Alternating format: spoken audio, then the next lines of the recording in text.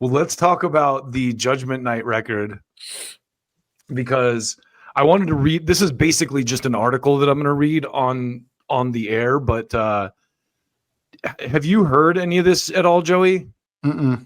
It was cool in the sense that you got bands like the Helmet House of Pain crossover is super good. Like there's some really killer stuff on here, but also I thought it was cool because it's rap and rock artists doing like kind of like the Aerosmith, Run DMC, Anthrax, Public Enemy crossover thing, but it's done in such a like organic way because I think they got them into studios together, and so it's like the band and the rappers writing together, writing the songs together, you know. So a lot of the songs just have this really cool, and they're different too. You know, like Cypress Hill did 2 tracks on it, one with Pearl Jam and one with Sonic Youth. And the songs themselves sound completely different. You know what I mean? Because of course the vocals are a little similar because there's, you know, Cypress Hill's doing all the vocals on them. But then you have like everything from there's like Dinosaur Jr. did a track with Del the Funkee Homosapien, and it's a little more like funky and fun type hip hop. But then you have Helmet House of Pain, which is like more like hardcore metal. And then, yeah, it's so, that song is so badass too because of the way that they do it, because it starts out with a really simple hardcore song over like a basic beat, and then it kind of slows down into a halftime, and then the rap part comes in second.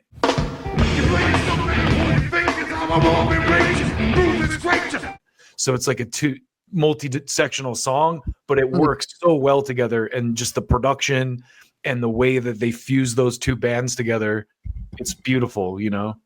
So anyway, this is from an article from AV Club that I figured I would just read. Rap rock, new metal, rap metal, shit metal. And feel free to jump in and comment, because this guy, I will tell you this, he kind of talks like some mean shit throughout. You know, he's total like hipster in it, you know. Anyway, did I say the guy's name? I should give him credit. His name's Sean O'Neill. And this was published back in 2016, so it's already almost 10 years old. Rap rock, new metal, shit metal, douche rock, whatever variably damning epithet you want to call it. Don't just call it late for its shift at lids. Fuck this guy already. I know. What is he? He's kind of a dick. The hybrid genre broke out in the mid to late 1990s as a cathartic, unintelligible "Yar, you ready?" against the increasingly stained earnestness of alternative music and the sanitized horniness of Disney-bred teen pop. Its rapid ascendancy into the mainstream can be attributed to plenty of things: boredom with grunge's tedious sensitivity, rejection of the Clinton-era political correctness, doom-agitated gamers. But really, it all boils down to the timeless love young people will always have for music that makes them feel powerful during the most powerless times of their lives. For many pissed-off teens of 1993, here I incriminate my 15-year-old self, rap rock felt as liberating, if almost ultimately as pointless as carving "fuck you" in your homeroom desk, and we were all primed for its explosion by the Judgement Night soundtrack, the seminal commingling of alternative hip-hop artists that helped to test market its mosh pit mashup in much the same way Burger King might try out the Whopperito. The reason I clipped this article too is because it actually tells the story of the album, right? So despite this guy's kind of hacky, like snarkiness and the way that he's a little hipster, I would say, you know, he's like there were these indie cats I would call hipsters who, like, that opening sentence, where he literally calls it like douche metal, douche rock, whatever, you know, that's the kind of person who like ended up listening to like Vampire Weekend or something, like, you know what I mean? Also, lids, like, who the fuck shops at Lid? I mean, people shop there, but that's like a interesting choice. Keep in mind, this is also almost 10 years old. This article is almost 10 years old. So, but was that like a popular place? It's like a store in the mall for like a hat. People buy baseball caps. Yeah, it's pretty. You know, it's a decent reference. I think people get what he's going, because people who like Limp Bizkit wore their fucking sports hats. All right. He did say new metal. I forgot about that. Yeah. So, but anyway, the point of this article again is not this guy's kind of douchebaggery, but just the way that he lays out the story of the album. So feel free to interject whenever you want. Let me keep going here. But despite these sporadic successful mergers, no one had yet thought to do an entire album based on getting established rap and rock artists in the same studio to hash something out. That revolutionary concept in doubling your market share fell to Happy Walters, the then 25-year-old upstart music mogul, 25 years old, who founded Buzztone Music and Immortal Records, fostering the careers of hip-hop artists like Homosapien and Cypress Hill, and later rock acts like Korn, Incubus, and 30 Seconds to Mars. If any man can be seen as the Berry Gordy of the most aggro, angst-ridden music of the 1990s, it's the ironically named Happy, who told Billboard in 93 that his big idea for Judgment Night, and in a way the next 7 ensuing years of music, was his realization that a lot of alternative artists dig hip-hop and a lot of hip-hop artists like alternative. It kind of made sense to do something that brings the two together. On a more pragmatic note, it also made sense for Walters to do something that would make use of his own artists, many of whom hailed from the Soul Assassins crew specifically. Walters wanted to build something around Homosapien's Everlast, who'd also landed a supporting role in the film, helping Dennis Leary look intimidating. So Everlast from Homosapien was in the movie Judgment Night. Before we go any further, let me show you the trailer. This was the Judgment Night soundtrack trailer. You're just another victim, kid. Judgment Night Soundtrack features 15 gold and platinum artists, including Homosapien, Run DMC, Sonic Youth, Faith No More, and Pearl Jam. Emilio Estevez, Cuba Gooding Jr., Dennis Leary. There comes a time when you've got to take a stand. Judgment Night. On video cassette. On video cassette. All right, so to keep going here, thematically, it made sense for Judgment Night, the movie as well. Like that same year's Falling Down and 1992's Trespass, Judgment Night captured the pervasive LA riots era paranoia among middle Americans that the inner cities are a lawless jungle, telling the spooky campfire tale of a group of nice middle-class dads who get sidetracked on their way to a boxing match and end up on Chicago's South Side, where obviously within mere minutes, they bear witness to a grisly murder and find themselves ruthlessly hunted by gang members. The movie sidesteps any uncomfortable racial implications by making that gang Irish, with a sylph like Peter Green and the aforementioned Everlast backing up Leary in the full early 90s bloom of his menacing crankiness. Meanwhile, their targets are a multiracial bag of dudes who would never actually hang out together, including Emilio Estevez, Cuba Gooding Jr., Jeremy Piven, and Steven Dorff. They don't even see race. Just look how natural these guys are with each other. I never caught that element of it, but this is actually pretty good commentary. Still, while the movie never makes it a race thing, the subtext of these graying Goonies' terrifying odyssey from idyllic cul-de-sacs to their literal crash landing inside the garbage-strewn ghetto is pretty clear, and that culture clash is made even clearer on the soundtrack, where nice white boy music like Pearl Jam and Teenage Fan Club wanders blithely into the hip-hop fray. Then it tries its best not to get buried under a whole lot of violent gat talk. I like the Gray and Goonies comment. This guy is a pretty solid writer. I will give him. Yeah, it's entertaining. Yeah. It's AV Club, so they usually have pretty good stuff. So much like Emilio Estevez's group, some of these bands fare far better than others. So another reason that I chose this article specifically is it goes into like each song too, each individual song. So much like Emilio Estevez's group, some of these bands fare better than others. And while we're already on the subject, Pearl Jam isn't one of them. So this is where he kind of loses me a bit. I don't agree with his takes, but we're going to read them anyway. Even though in terms of appealing to the alternative rock fans of 93, there was no more intriguing team-up than Eddie Vedder and company trading musical ideas with Cypress Hill. By then, Insane in the Brain had already become a huge crossover hit back during that weird era when listeners like me could hear it bleeding into even flow on wildly loose alternative radio formats like Dallas's The Edge 94.5 FM. Cypress Hill's Black Sabbath samples and the very metal Mountain of Skulls cover art of Black Sunday, as well as its side stage gig at Lollapalooza, had already anointed it as one of the select few hip-hop groups Alternakids could officially be down with.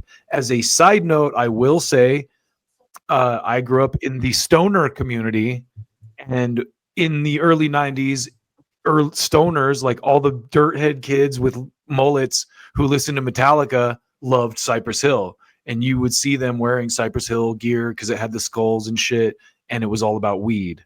So that's another side of it. So, well, just a question because I have no idea Mhm. how much of that you just described was influenced by this specifically. I think so. What this guy's talking about here predates this. Okay. Like that Cypress Hill kind of like crossover appeal. But in the early 90s, all the kids that I hung out with were already getting into rap really heavily, that were like already into like punk and metal. So it just became like it was becoming the new music of teenage rebellion. So I was exposed to a lot of this stuff. So Cypress Hill again was like, if you were a stoner, you knew Cypress Hill because they were stoner rap. That was always kind of their MO. Anyway, so it seemed like a potentially era-defining moment when, in a tantalizing interview for Rolling Stone, Sendog teased, "The Pearl Jam shit is dope because we put hard b-boy rhymes on top of some heavy metal sounding shit. We're talking real street shit like we always do." Now That's this pretty guy's funny. yeah. Sendog, by the way, fun little side note. I actually met him. I lived above in North Hollywood, this rapper named Mellow Man Ace, who was in a band with Sendog. And I almost got in a fight with Mellow Man Ace because I was spitting off the balcony. And he threatened to fight me. And then we became good friends. And he invited me. He's in a group called SX10 with Sendog, rap rock group at the time. This was Did like you spit on him? Why was he mad? So we were drinking. We lived in these apartment complexes, and there was a balcony, and I lived upstairs. And it'd be hot, and we'd be just sitting on the porch drinking. And I was just like spitting off the porch into the parking lot. I wasn't spitting, but his SUV, this really nice Range Rover he had, was parked right there. And he comes out and he's like, "Yo, you spit out my car, and it's gonna get stupid." Like and I was like, and me at that time too. He was definitely older than me.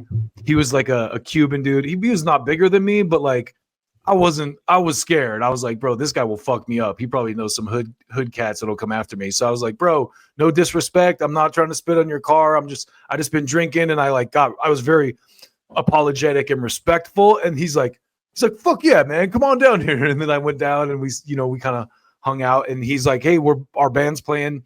They ended up playing at this show. I'm sorry, I'm going down this wild. This is interesting. I wanted to know. Look up SX10.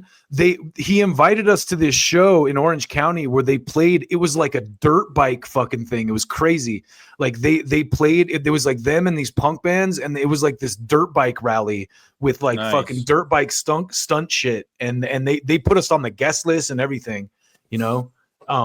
Anyway, very cool. Sendog and his crew, all those cats, like they run LA, man. They're like the coolest. But Mellow Man Ace too. It was funny.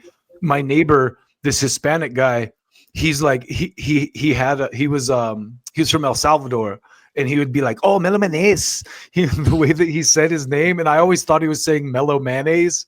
I'm like, Mellow Mayonnaise, what the fuck is that? I'm like, that's his name, Mellow Mayonnaise? That's a fucking stupid name, because he'd be like, Mellow Mayonnaise is downstairs, bro. He had this like Latino. Who the fuck's mellow mayonnaise? I want full mayonnaise. Mayonnaise. I want not mellow mayonnaise. Not the spicy mayonnaise, Yeah. not the mellow stuff. Yeah, that does not sound like a very hard rap name. I mean, Mellow Man Sounds like a Ace, white guy too.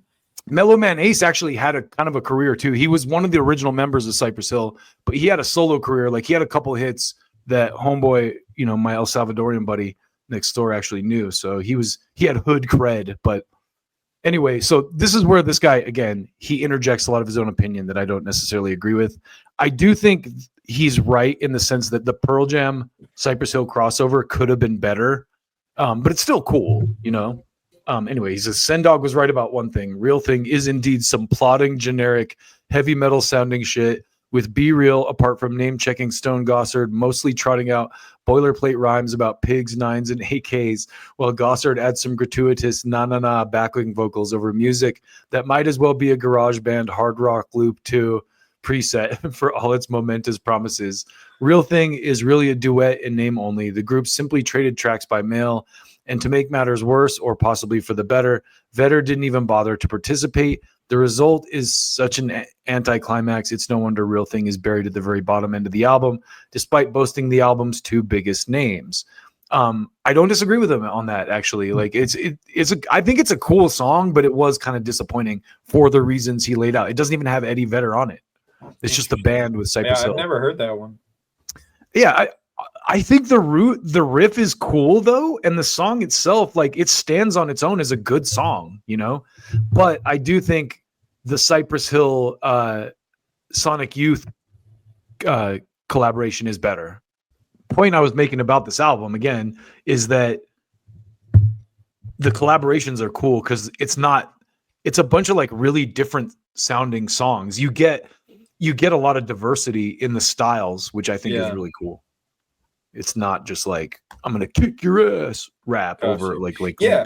I mean, I've heard the Helmet track, and there's another one on there that's pretty good. I think it's called Judgment Night, maybe.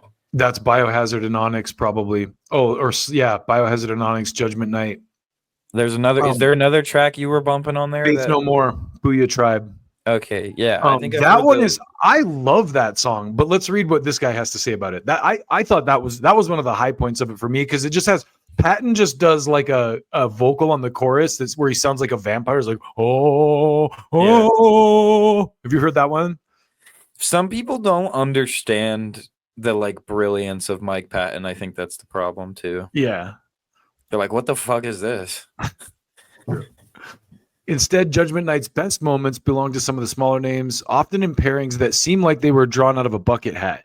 Not even the biggest bandwagon-esque believer would have predicted the wan Scottish power poppers in Teenage Fan Club to deliver one of the album's strongest showings in their team up with De La Soul.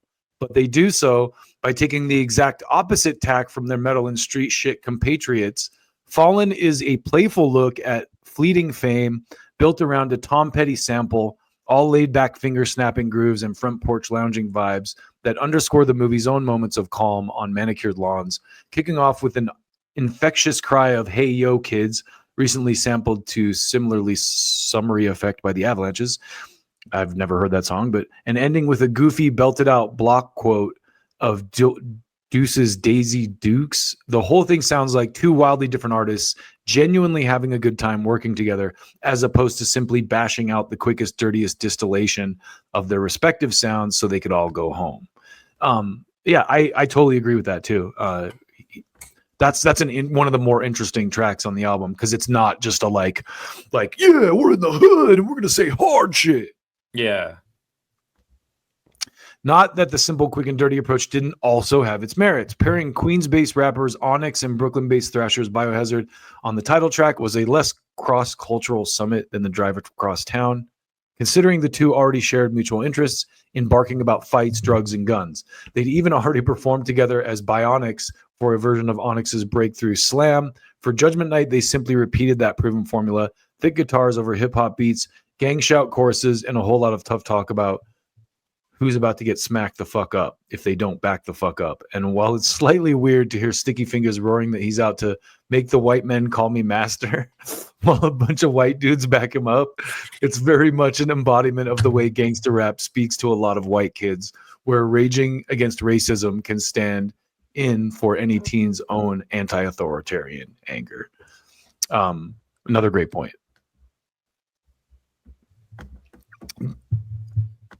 So there's no deeper sociopathical there's no deeper sociopolitical subtext to Helmet and Homosapien's track Just Another Victim beyond "The City Will Kill You," but it similarly works thanks to John Stainer's syncopated drumming style and signature way too tight snare sound, which lends itself so naturally to churning hip-hop hostility.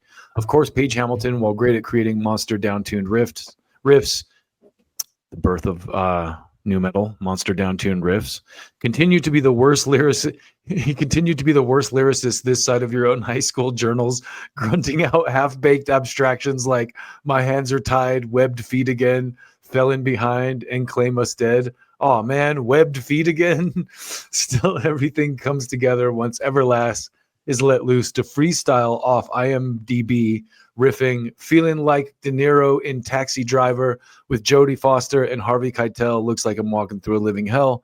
One wonders how Walters, who told Billboard he sent everyone scenes from the movie along with detailed descriptions of the shots, felt when none of his artists bothered to reference the movie they were actually working on. Though in their defense, it's pretty hard to rhyme something with Estevez. Like Helmet, Faith No More would denounce its influence on rap rock and nu metal, despite bands like Korn and Limp Bizkit citing it, along with Mike Patton's other band, Mr. Bungle, as revered inspirations. I do find that people who make bad music often have really good taste. Keyboardist Roddy Bottom would sneer to Noisy in 2015, despite their protests. That always kind of pissed me off about Faith No More. They kind of like were cunty about the fact that they were influential. You know what I mean? Yeah, it's like, what do you expect? Yeah, it's like, oh, okay. That's what you could want. Yeah, and it's... we can get into a more nuanced conversation about this type of stuff later on, but it's kind of like what the politicization of, or the politicization, I don't even know how you say that word, politicization of music, you know, where it's like, dude, okay, they're like, oh, Fred Durst misogynist or whatever, and it's like, dude, okay, it's art. It's like, the point I was making there is I think that's why like people like Roddy Bottom, who's kind of like, he's a San Francisco kind of socially liberal guy, and the Faith No More guys were like, oh, F rap rock because it's like misogynist and anti-freedom or whatever, anti, LGBTQ or whatever. Let's see. Despite their protests between the band's heavy dissonant riffs and Patton's Anthony Kiedis enraging, he has Anthony Kiedis enraging as like highlighted there because everyone pigeonholed Mike Patton as Anthony Kiedis because of their hit song was Epic, where he does that like, can you see it, feel it, hear it today? He does the like that white boy rap like Anthony Kiedis. Funk rapping between Patton's Anthony Kiedis enraging funk rapping. You can definitely hear the ground being laid for scores of bands who would strip Faith No More of all its oddball eccentricity, then regurgitate only its meatiest chunks. And in that sense, the band's collaboration with the most forgotten Samoan rap crew, Booyah Tribe, on Another Body Murdered, may as well be rap metal's Rosetta Stone, reducing Patton to ominous backing vocals and the lyrics to generic gun bluster, all culminating in a mookish refrain of bang your head to this. You can almost imagine Fred Durst's cousin Marvin excitedly calling him to play this over the phone. That's funny. And yet, for all their garden variety grittiness, Just Another Victim and Another Body Murdered have chest puffing, smack talking energy that's undeniable. And as so many imitators would discover, not so easy to replicate as it might seem. Judgment Night itself proves that a scant few tracks later with Come and Die, a collaboration between Irish alt-metal band Therapy and obscure soul assassin signee Joe Fatal, not as many erroneously claimed Tupac's cohort, Hussein Fatal, who would have been all but 16 at the time, as an unimaginative and enervated as its title, Come and Die, is both parody and prophecy of everything that rap metal would become. The song's monotonous horror movie atmospherics and bonehead lyrics like thugs on the wall are going insane. When I catch this motherfucker, I'ma shoot his fucking brain. Oh, Lending credence to Fatal, later declaring, at the end of the day, I wasn't a rapper. What could have been a breakthrough moment for the two most obscure artists on the bill ends up being just more confirmation of why they remained that way. That's especially true now, considering the album's two artists who'd been at this rap rock game the longest, Ice-T and Run DMC, somehow end up with some of its weakest moments.